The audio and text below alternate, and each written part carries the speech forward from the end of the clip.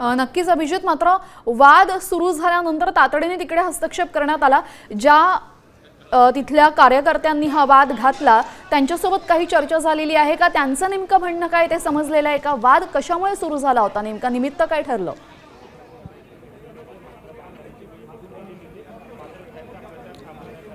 मतमोजणी सुरू होणार होती, त्यावेळी त्या ठिकाणी गोकुळ गीते यांचे उमेदवार प्रतिनिधी म्हणून त्या ठिकाणी जे प्रतिनिधी होते ते मतमोजणीच्या ठिकाणी टेबलवर त्या ठिकाणी शेजारी जाऊन बसलेले होते आणि त्यालाच नरेंद्र दराडे यांचे बंधू आमदार किशोर दराडे यांनी आक्षेप घेतला आणि त्यानंतर या वादाला सुरुवात झाली। त्यावेळी दराडे समर्थकांकडून थेट गोकुळ गीते यांचे जे उमेदवार प्रतिनिधी आहेत त्यांच्या अंगावर धावून गेले असा दावा केला जातोय। त्यानंतर त्यांना धक्काबुक्की करण्यात आली, शिवीगाळ करण्यात आली अशा पद्धतीचा दावा गोकुळ गीते यांच्या उमेदवार प्रतिनिधीने केलेला आहे। त्यामुळे आता या सगळ्या वादावर तोडगा काढण्यासाठी निवडणूक निर्णय अधिकाऱ्यांनी दोन्ही उमेदवारांचे जे उमेदवार प्रतिनिधी आहेत त्यांना या ठिकाणी आतमध्ये निवडणूक मतमोजणी जे केंद्र आहे त्याच्या ठिकाणी निवडणूक निर्णय अधिकारी आहेत, त्यासोबतच ऑब्झर्व्हर देखील त्या ठिकाणी आहेत आणि या सगळ्यांच्या उपस्थितीमध्ये आता या सगळ्या वादावर तोडगा काढण्याचं काम सध्या सुरू आहे। जी जी जी, या संपूर्ण वादावर आपलं